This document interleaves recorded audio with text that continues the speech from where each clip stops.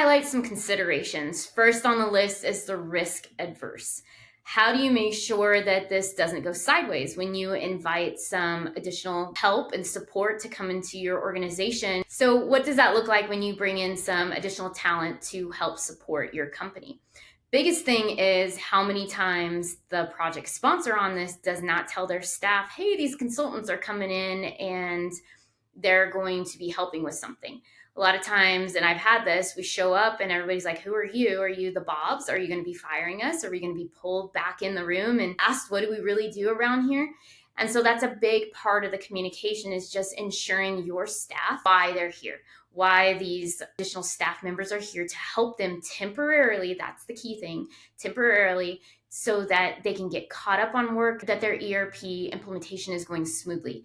And a lot of times too, as you will see, and as I've spoken to many times, is people are busy in their day to day. And a lot of times you just have to have that extra help come in. And that's what this is for. It's kind of similar to people that have a house cleaner. You may have a life that's just crazy right now. You're traveling a lot. You could be a first-time parent, or you have a lot of kids running around the house and it's just something you can't keep up with at the moment.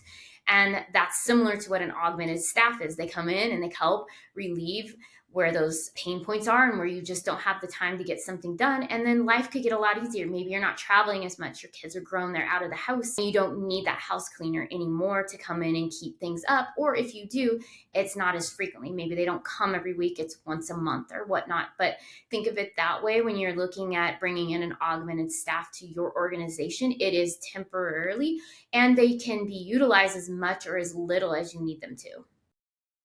Second thing to really be mindful of is security and data protection risks. It's always a topic that nobody really wants to talk about. It's easier to stuff under the rug because sometimes small businesses don't think that they can be at risk for these things. And it is something that needs to be talked about a lot. Making sure that you have protocols in place when these augmented staff are coming in to help with things. And a lot of times that will be the ERP helping putting together that role and permission settings that they would have inside the solution to be able to do the development work that they need to do.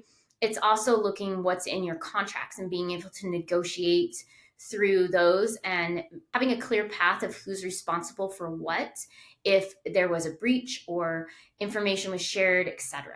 It also needs to make sure that you ensure that you have strict policies within your organization as well.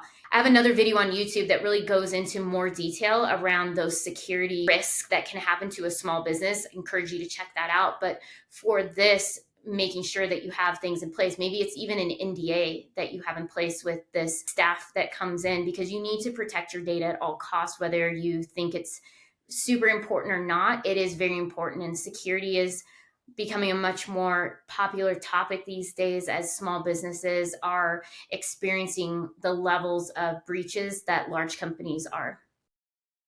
So last one I want to address is the dependency on external talent and what that looks like for you. And that's making sure you have a reputable agency that you're using or a partner that you're using to do this dev work and everything that is involved with that. It's also making sure that you have a consultant in place that's helping oversee these guys, making sure that you're getting the ROI that you need.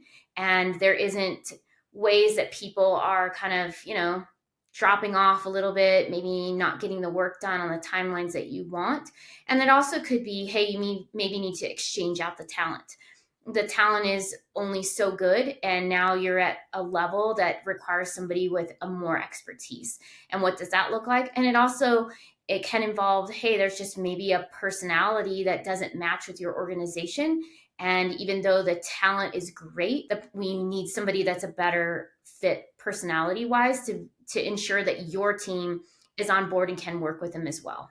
How many times I've had this and we've had to change out the talent just because of personality issues, because it became such a problem with the client that they were butting heads and they weren't getting the results that they wanted, even though that person had so much talent and could code and develop and do all these things in his sleep. It just wasn't the best fit. And so that's something like, don't feel bad about that, because you are paying for a service. You're paying for the best outcome possible. And if it's not the right fit, it's not the right fit. So kind of to tie all of this up, One of the things to start looking into is bringing in a consultant to assess your current state is going to be a great place to start. This helps you understand where your gaps are with technology, a plan of how you want to move forward, and also being able to know what type of person you need to come in to replace that and to fill that gap. And that's a big part of what this augmented talent would do is say, hey, my current IT department can't do this or this. And you're like, okay, perfect. And in order to hit our future goals of where we want the organization to go, I know I need to bring in an expert that has these specific talents to get you to where you need to be. So finding the right partner is the other part of this that is huge. If you don't have the right partner to start, this is not going to be successful. And you need to be able to come in, assess them also. Do they fit with where you want to go? Do they fit with the culture of your company? Do they have your best interests in place? And there's a lot of bits and pieces that go into this, kind of very similar to what I do with looking at an ERP selection. We want to make sure that partner, the vendor that you work with, and your system integrator are the right fit for you because you're going to be working with them for a very long time. And you need to ensure that they understand exactly where you want to go. They're cognizant of the things that you need done, they're cognizant of your budget, all of that. So many times people think that when you go with an augmented team, you just flip the switch and you're like, cool, it's been great. We'll just see you on the other side when it's all done. And it doesn't work that way. You have to have an onboarding process when you're bringing them on. And you also have to have a management process as well along the way to make sure that they're getting done what they need to get done.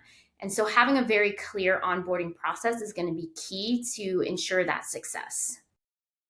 So understanding augmented talent is still kind of a new word that's out there. So there is a difference between augmented and MSP. Can't give you just one definition because it all depends on what your environment needs.